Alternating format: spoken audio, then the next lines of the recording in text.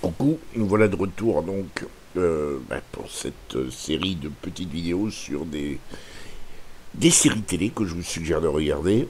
Là, on va s'intéresser alors à une série qui s'intéresse plus aux jeunes qu'à les gens de ma génération. Mais moi, j'ai adoré cette série, donc je pense que les gens de ma génération ont tout intérêt à l'essayer.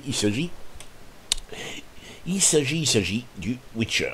Alors, The Witcher, qu'est-ce que c'est? À la base, The Witcher a eu un succès mondial grâce à une série de trois jeux vidéo qui s'inspiraient eux-mêmes d'une série de romans et de nouvelles d'Andrzej Sapkowski qui traitait les aventures du sorceleur. Le sorceleur en question, c'est Geralt de Rive, que nous voyons de dos là. Le Witcher, c'est le sorcier et le sorceleur. Et nous allons donc suivre quelques-unes de ses aventures. Alors, il n'y a pas que lui qui est au centre de ces aventures, bien sûr. Mais dans l'absolu, c'est le personnage central et c'est à travers ses choix que les choses vont se faire. La saison 1 de Witcher a tendance à se focaliser sur les tomes 1 et 2 des livres. Et donc, il ne s'agit pas de savoir jouer au jeu pour comprendre.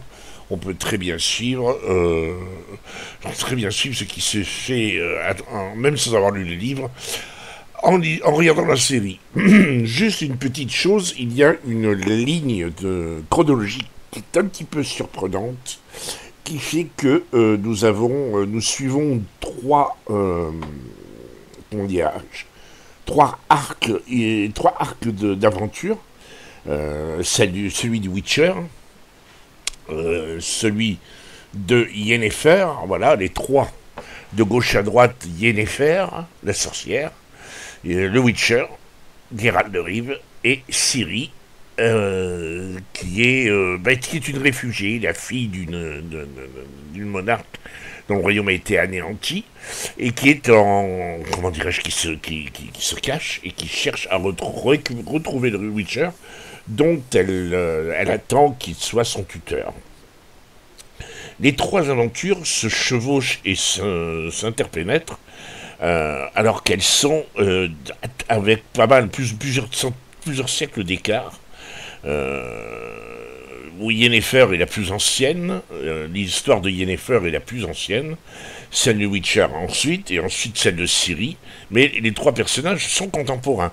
On sait que Yennefer est très très âgée, un petit peu moins pour le Witcher, et Ciri un petit peu moins encore, puisqu'on est dans le contemporain. Ciri a 18 ans, grosso modo, au moment du début de cette série télé. Alors, le Witcher maintenant, qu'est-ce qu'on peut en dire? C'est une série, si on arrive à surpasser le problème de cette ligne un petit peu chronologique, on peut globalement l'apprécier. Elle est assez facile à comprendre, à part ce qui nous désarçonne, mais pour le reste, ça se passe pas trop mal. C'est assez facile. Ensuite, et ça, je m'adresse à des gens qui sont un petit peu plus jeunes que moi, ce sont ceux qui, comme moi, parce que je suis quelqu'un qui a un peu tendance à me s'occuper aussi de ce que font les plus jeunes, moi, je me suis essayé au jeu. Et là, évidemment, on est un tout petit peu plus sur notre fin lorsqu'on a joué les jeux.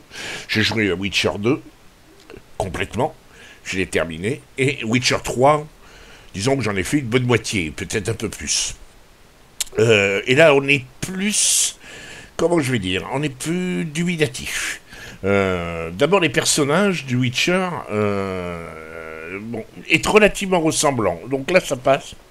Je reviens sur cette photo-là, ça passe à peu près. On peut considérer que c'est assez ressemblant. Là, voilà Yennefer de Witcher 3. Et là, évidemment, ça coince un peu. Vous voyez là l'écart, la différence entre le Witcher du jeu et du livre et le Witcher de la série. Il est difficile on peut le passer sur la ressemblance. Elle est relativement facile. L'acteur qui joue le Witcher, Gérald de Rive, moi je les trouve excellents, vraiment très bons. Il me rappelle beaucoup le Witcher du jeu. Alors après c'est toujours pareil, quoi. ma vérité, je ne suis pas convaincu que certains d'entre vous vont la partager. Certains sont probablement assez déçus. J'en connais qui sont assez déçus, qui trouvent qu'il n'est pas si ressemblant que ça et qui auraient préféré qu'on renforce encore la ressemblance. Moi, elle me convient. Je suis un peu plus gêné par Yennefer. Yennefer est splendide dans le jeu, elle est juste magnifique. Dans le film, et c'est pas faire injure à cette demoiselle qui est juste très jolie, mais elle n'a pas le charisme de Yennefer. Je suis désolé, elle n'a pas le charisme, c'est pas absolument pas possible. Ciri, c'est pareil, vous l'avez ici. Elle est, comment dirais-je, sur votre gauche, et si on revoit voir l'actrice, je vais revenir, voilà, celle qui est à droite, ça passe très difficilement. Et bon, il faut savoir donc que quand on est passionné par les jeux, on a un autre personnage qui est très interactif avec Geralt de Rive, c'est Triss Merigold, qui est une autre sorcière, comme Yennefer.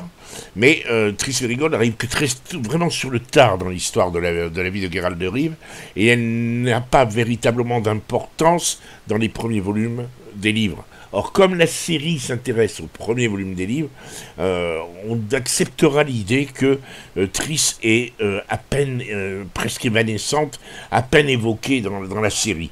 Par contre, l'actrice, je ne la mets pas parce que je ne veux pas être injurieux, je l'ai trouvée très très mal choisie. Le casting est absolument pourri. Pour le reste, j'ai adoré la série.